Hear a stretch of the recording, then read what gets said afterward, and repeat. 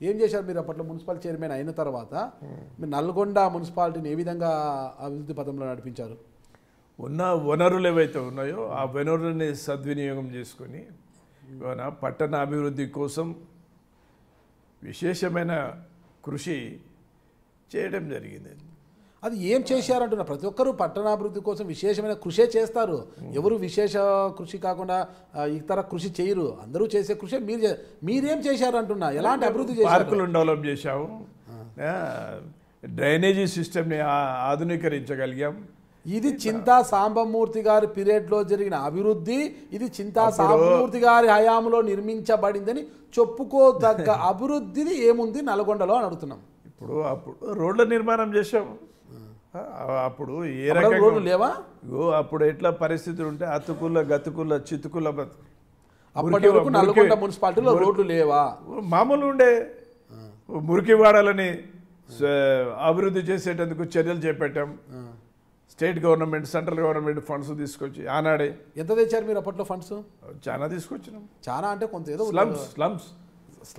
Slums development చేసేటందుకు ప్రత్యేకమైన శ్రద్ధ చేపట్టాం మేము.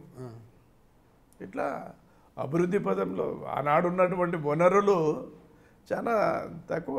అప్పుడే కదా పురపాలక సంఘ ఎన్నికలు జరిగింది, అంతకుముందు లేవు. మధ్యన గ్యాప్ వచ్చింది 81లో.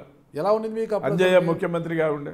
బీజేపీకి మూలాలే లేని సమయంలో మీరు నల్గొండ మున్సిపాలిటీకి చైర్మన్. మూలాలు అవసరం లేదండి, గెలుపుకు ఓటమికి మూలాలు అవసరం లేదు. నేను అదే అడుగుతున్నానండి. మూలాలు లేని అవసరంలోనే మీరు బీజేపీ జెండా చెప్పాను మీకు. నేను ఎమర్జెన్సీలో నియంతృత్వానికి వ్యతిరేకంగా ధీరోదాత్తమైన పోరాటం చేసి జైలు జీవితాన్ని గడిపాడనేటటువంటి విశ్వాసం అక్కడ కలిగించాము. విద్యార్థి దశలో నేను చెప్పినా కదా ఇంతకుముందు, అవనిగడ్డలో సేవా కార్యక్రమాలు, శవాలని మా చేతుల మీద తీసుకుపోయి మేము పక్కకు పెట్టేశాం. అలాంటి సోషల్ యాక్టివిటీస్ బస్సులలో తిరుగుకుంటూ ఆనాడే దివిసీమకు ఇక్కడ బట్టలు, బియ్యము, నూనె ఇట్లా కలెక్ట్ చేసి అక్కడికి పంపించాం దీన్ దయాల్ పురానికి. ఇలాంటి చురుకు గల కుర్రవాళ్ళు చేయగలుగుతారనేటువంటి విశ్వాసాన్ని మేము కలిగించగలిగాం నల్గొండ ప్రజలకు, నల్గొండ మున్సిపల్ ప్రజలకు. అందుకే మిమ్మల్ని గెలిపించారు. అట్లా ఇప్పుడు మణిపూర్లో సర్కార్ వచ్చింది, మన అస్సాంలో వచ్చింది, త్రిపురలో పరిస్థితి మెరుగున్నది. ఎట్లా వచ్చినాయి? మూలాలే అవసరం కాదు. ఈ రాజస్థాను వీటి గురించి మాట్లాడట్లేదే ఎందుకు? రాజస్థాన్కి ఏమైంది అంటే ఇటీవల మీ వస్తాయి, అది కాలక్రమంలో స్థానాలు కూడా కోల్పోయారు. కాలక్రమంలో అలాంటివి కొన్ని ఒడిదొడుగులు వస్తుంటాయి. అవే పూర్తిగా ఓటమి పాలయ్యాలు మాత్రమే చెప్తారు. ఎట్లయితే అంటే సిట్టింగ్ స్థానాలు కూడా కోల్పోవడం అనేది, కోల్పోయినంత మాత్రాన మొత్తం పరాజయం చెందుతుంది రానున్నటువంటి ఎన్నికల్లో అనుకుంటే ఎట్లా? ఇండికేషన్ కాదు.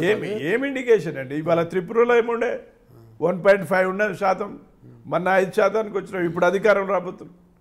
మణిపూర్లో ఏముండే, అస్సాంలో ఏముండే. ఇవాళ ఇక్కడ మహారాష్ట్రలో అధికారంలో ఎట్లా రాగలిగాం? కొంత నెట్వర్క్ ఉంటుంది, దాంతో వేవ్ అభివృద్ధి. ఇవాళ నరేంద్ర మోడీ సర్కార్ ఏదైతే ఉందో అభివృద్ధిని సాధించగలుగుతాడనే విశ్వాసం, సంకేతం ప్రజల్లో పోయింది. అందుకే ఇవాళ అధికారంలో రాగలిగాడు. ఇన్ని రాష్ట్రాలు, 20 రాష్ట్రాల్లో పూర్తి స్థాయి మెజార్టీ కాదనుకుంటాం. ఇది కాకుండా అధికారంలో అయితే వచ్చాం కదా. వాళ్ళని వీళ్ళని కలుపుకొని వీళ్ళ మద్దతుతో వచ్చారు తప్పితే పూర్తి స్థాయి మెజార్టీ కాదు కదా. కాంగ్రెస్ పార్టీని ఓడించాలంటే మిత్రులని అవసరం ఉన్న కాడ చూసుకోక తప్పదు. గోవాలో కూడా అలా చేశారు కదా. ఇప్పుడు అంత మాత్రాన మాది ఇది కాదు కదా. ఇవాళ కాదు, 68లో కమ్యూనిస్టులతో కూడా కలిసి పనిచేసాం మేము. విన్నారా? వింటున్నా. ఇప్పుడు సిద్ధాంతాలు వేరు, ఎన్నికలు వేరు. విన్నావా? ఓన్లీ సిద్ధాంత బలము కొంత, ప్రజల్లో వాతావరణం కొంత నిర్మాణం ద్వారా అధిక విజయాన్ని సాధించగలుగుతున్నాం. ఇప్పుడు 20 రాష్ట్రాల్లో అధికారంలో సాధించగలిగామంటే బీజేపీ ఒక నిష్ఠగల పార్టీ.